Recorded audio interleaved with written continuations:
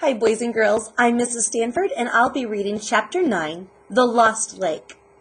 Quirk, quirk, quirk. Run! Bigfoot was chasing Marty through a dream. He snapped his eyes open, relieved to find himself safe in bed in his new room and not in the soiled hands of a giant primate. Grace and her stories, he grumbled. After dinner they had gone back to the library where Grace had read him cryptid horror stories until after midnight in an attempt to get him to give up on the Congo idea. It hadn't worked. Today, I will get Wolf to agree to take us to the Congo, he declared, swinging his feet out of bed. Quirk, quirk, quirk. What is that? He looked across the room through the sliding glass door and saw a raven perched on the balcony wall. He walked over for a closer look, tripping over his suitcase on the way and bumping his head on the glass. Ouch! The raven flew off. After a quick shower, he opened his bag and found his favorite pair of faded jeans, the one with the left knee blown out by a nasty fall he'd taken while climbing in the Alps. He pulled on the pants along with a t-shirt and sneakers, and topped the ensemble off with a baseball cap that looked as though it had been kicked halfway around the world, which it nearly had, if you counted the various outdoor camps he had attended during his summer breaks. He stepped out onto the balcony and took in a deep breath of crisp Pacific Ocean air. His room was on the east side of the house, and there was an excellent view of the island. It was much clearer than it had been when they arrived, and he could see the two lakes he had seen on the Gizmo the day before. Just past the second lake were two huge metal Quonset huts, big enough to house several blimps. What could Wolf be storing in those? Marty wondered aloud. He carried the Gizmo downstairs and found Grace asleep on the sofa in the library. Her moleskin and Frankenstein monkey lay across her stomach, and on the floor were dozens of books. He shook her awake. Grace squinted irritably up at him. What time is it? After dawn, Marty said. Too early, Grace complained. She had only been asleep a couple of hours, having spent the night reading about cryptids and thinking about what Laurel had told her about overcoming fear. To top everything off, when she finally fell asleep, she'd had the nightmare again, which was her biggest fear. How do you overcome something you can't even remember? Let's do some exploring, Marty said. We need to wait for Wolf. I checked him on the Gizmo, Marty said. He's up in the wolf den, probably working. I don't want to bother him. Since when has bothering someone bothered you? Let's go, Marty said. He told us to stay in the house, Grace said sleepily. I'm not going anywhere. His exact words, Marty pointed out, were, I don't want you getting lost. I'm not going to get lost. We won't go very far. The island's not that big. Marty, we don't know what he has on this island. You mean Bigfoot? Marty made a monster face. Idiot. Have you thought more about going to the Congo? Yes. And I'm going back to sleep. Grace rolled over and closed her eyes. Marty ran down the long hill, escorted by the quirking raven. He was annoyed with Grace. How could she pass up an opportunity to search for a living dinosaur, for crying out loud? Could she take the opportunity away from him?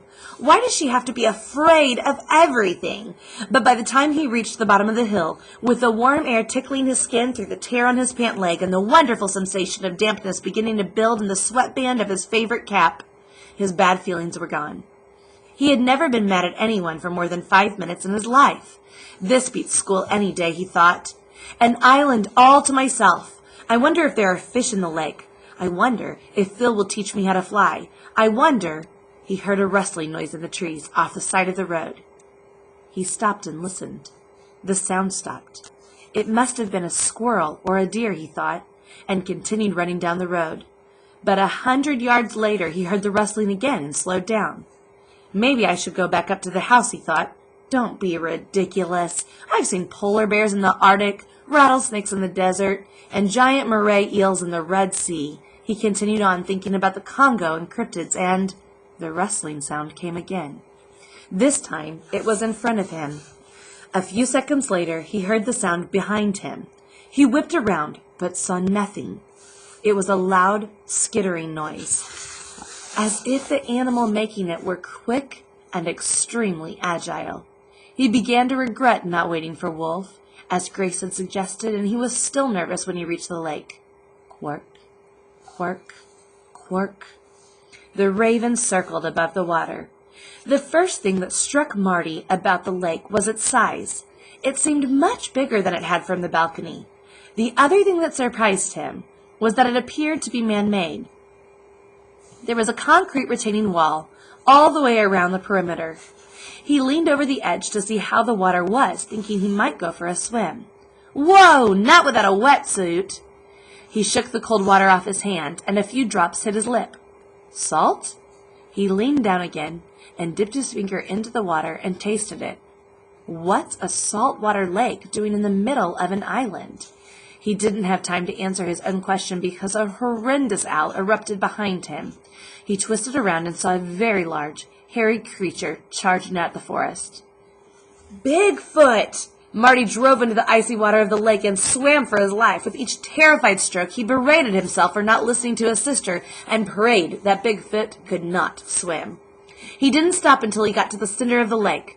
Breathing hard, he looked back through salt-stung eyes, relieved beyond relief to see that the creature was still on shore, hooting and howling, tearing up bushes and tossing them into the lake. He treaded water and tried to catch his breath. His teeth chattered with fear and cold. He knew that if he didn't get out of the cold water soon, hypothermia would set in, and Bigfoot would be the least of his problems. But he was wrong about this. Out of the corner of his eye, he caught a swift movement to his right, and another movement to his left. A moment later, 3 large fins broke the surface and sliced toward him with deadly speed. "Sharks!" he yelled. "Sharks!" But the only thing that seemed to hear him were the creature raging along the shore and the raven circling above his head. Grace felt something cold and clammy nuzzle her face. Reluctantly, she opened her eyes and found Petey climbing on Monkey. "No," she moaned. She picked the little dog up, put her on the floor, and saw Wolf sitting in the chair opposite the sofa. His head was turned away, and he was wiping his eyes as if he had been crying. When he turned back toward her, she saw that he had trimmed his beard and combed his hair and looked a lot more presentable than he had the day before. Grace put Monkey behind her. She knew she was too old to be sleeping with a stuffed animal, but she couldn't help herself. "Good morning," he said. "I see you've been doing some reading." Grace nodded, still wondering if he had actually been crying, and if so, why. He picked up one of the books. "You've made some interesting selections." "Yes, Grace glanced over to the side of the chair and saw a pair of well-used aluminum crutches. She wondered who they belonged to, then gasped in surprise. The right leg of Wolf's pants was pinned up just below the knee. He followed her gaze. "I'm sorry," he said quickly. "I should have warned you. I guess I'm just so used to it being gone I just don't think about it anymore. I usually wear a prosthesis, an artificial leg. I didn't mean to make you uncomfortable."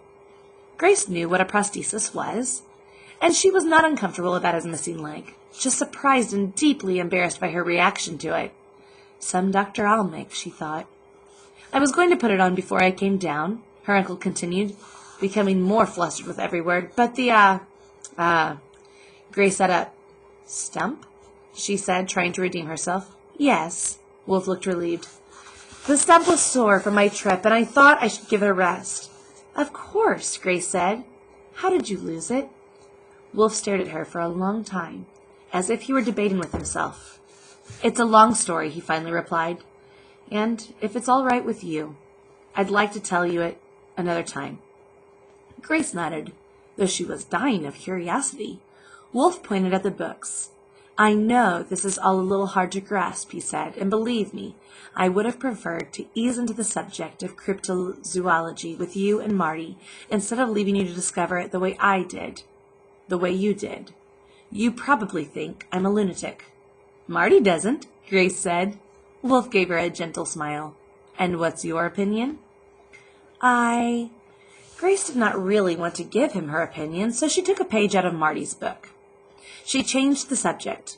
"I'd like to clear something up that happened yesterday." "Yes?" "I was hiding on the balcony when you had your conversation with Laurel.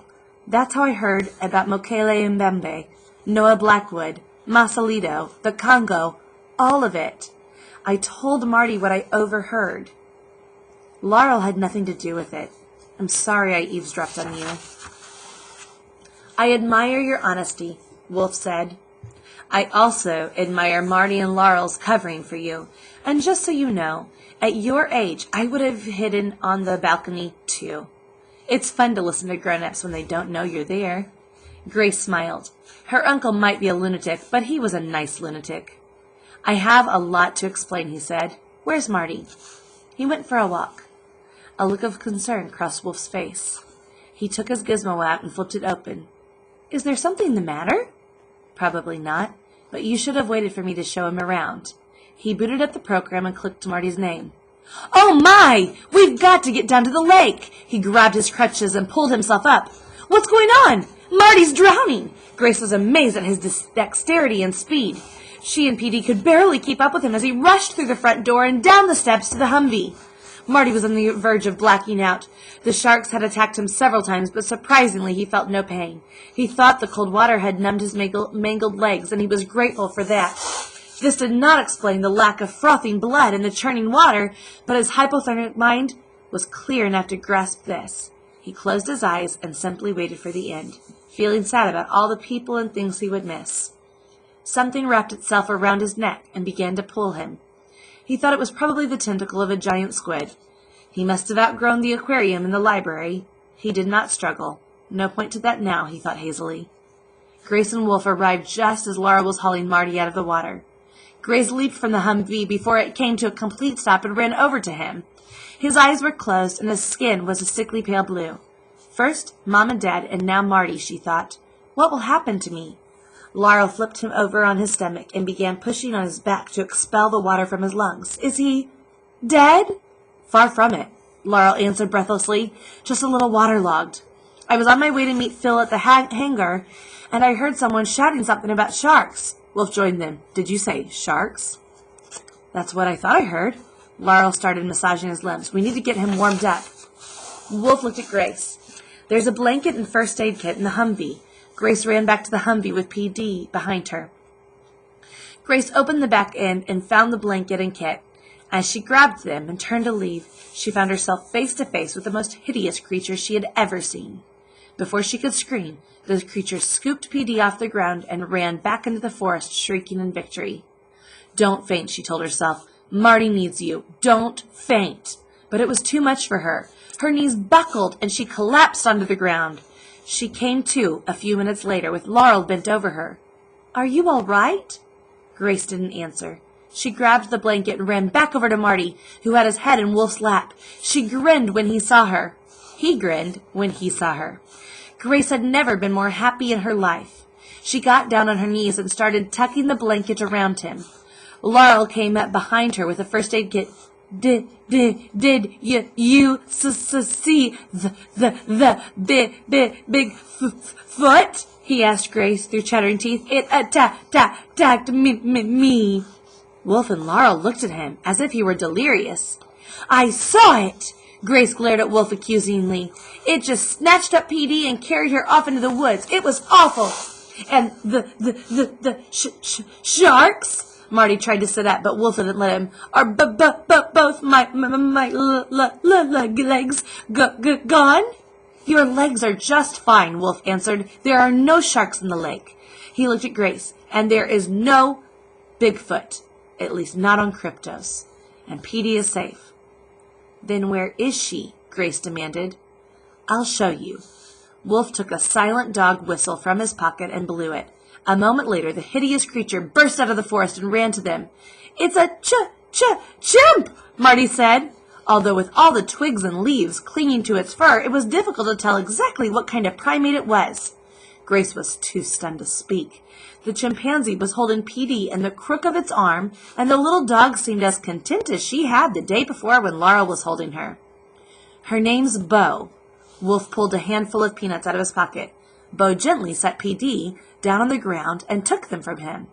And it looks like she's wearing more of her nest this morning than she left up in the tree. He started picking the debris out of her fur. She's a bonobo chimpanzee from the Congo. During his near-death experience, Marty had completely forgotten about the Congo. Wolf tried to stop him, but Marty brushed his hand away and sat up. In an attempt to repair some of the damage he had done to his cause, he cleared his throat and said, "The bonobo was discovered in the Congo in 1929.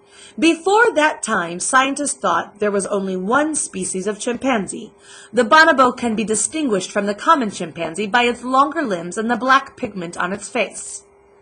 Wolf stared at him, clearly impressed.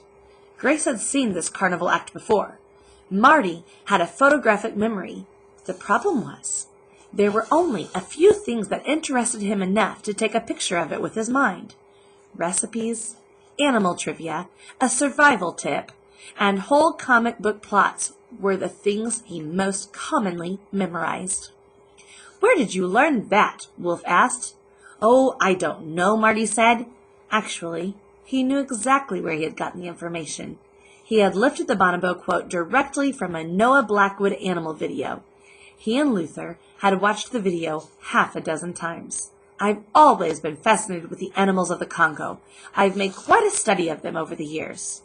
Wolf looked a little skeptical, and Marty thought it wise to change the subject for a moment. Shakily, he got to his feet. "If those weren't sharks in the lake, what were they?" Wolf handed him one of his crutches. "I don't need a crutch," Marty said, then noticed Wolf's empty pant leg. "The crutch isn't for you to walk with," Wolf said. "I want you to take it down to the water and slap it on the surface twice." Marty continued to stare at the pant leg. "It wasn't sharks," Wolf assured him, pulling himself up with the other crutch. "Go ahead and slap the water. You have my word that nothing will come out and bite your leg off." Marty slapped the crutch on the water. At first, nothing happened. The water was as smooth as glass. Then suddenly, 3 large animals broke the surface in unison, rising at least 20 feet in the air before splashing back down into the depths. "Geez, they're bottlenose dolphins," Marty said with a mixture of wonder and embarrassment. Bo threw her remaining peanuts away and began running up and down the shore, hooting at them. "I can't believe I mistook them for sharks." He gave the crutch back to his uncle. "Bo isn't fond of the dolphins," Wolf explained. "They're constantly teasing her. I suspect that she saw you near shore, thought you were a dolphin lover, and decided to have a little fun. Your brain probably short-circuited when you saw her, and the stuff sticking to her didn't help. You aren't the first person to mistake a great ape for Bigfoot." "That must be what happened," Marty eagerly agreed. "I didn't get a very good look at her before I jumped in the water. Even Grace thought Bo was Bigfoot, and she doesn't even believe in cryptids. So why do you have these animals?" "We use them as scalps." Wolf took his gizmo out and was about to turn it on, then hesitated. "Maybe we should do this some other time." "I'm fine," Marty said. "Tell us about the scouts." "All right," Wolf said. "But then you're going up to the house to get some dry clothes." He clicked the video icon, and an aerial scene of Lost Lake appeared on the tiny screen. Standing on the shore were 4 humans, 1 tiny dog, and an angry bonobo. "This is live?" Marty looked up, trying to figure out where the camera was. "Compliments of vid," Wolf said. "Our eye in the sky." "Your satellite?"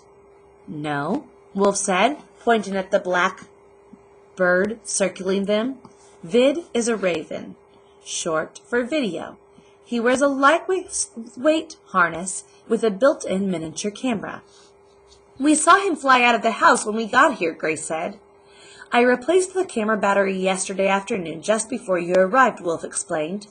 "He must have given you a scare." "Nah," Marty said. "It takes a lot more than that to scare us. The raven is in the corvid or crow family, if I'm not mistaken. Its scientific name is Corvus corax." Grace rolled her eyes. "You're not mistaken," Wolf said.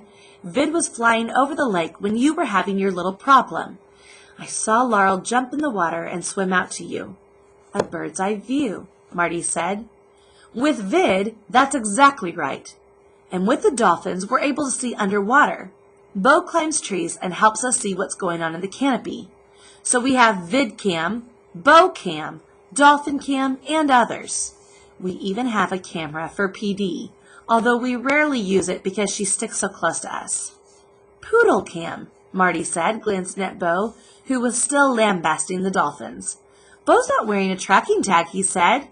But we saw her marker on the gizmo yesterday. She would just tear a tag off. We use subcutaneous implant transmitters just beneath the skin of all the animal scouts except for PD. Hers is on her collar. How do you control where they go? Other than calling them to me with a whistle, I can't. And I don't want to control them. Every animal species has its own way of looking at things. You can learn a lot by seeing the world from their perspective.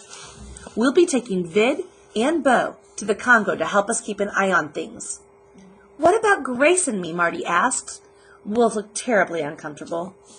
We'll talk about that at the house after you get into some dry clothes. He turned to Laurel. Did you know those were dolphins when you jumped in after Marty? No, she said. But to be honest, I didn't think there were sharks in there either. I see. Well, I'm indebted to you for pulling Marty out of the water. Me too, Marty said, giving her a wet hug. And another teacher will read Chapter 10 to you tomorrow. Boys and girls who have read this far, I am so proud of you. Feel free to listen to the video again to prepare for trivia questions. Goodbye.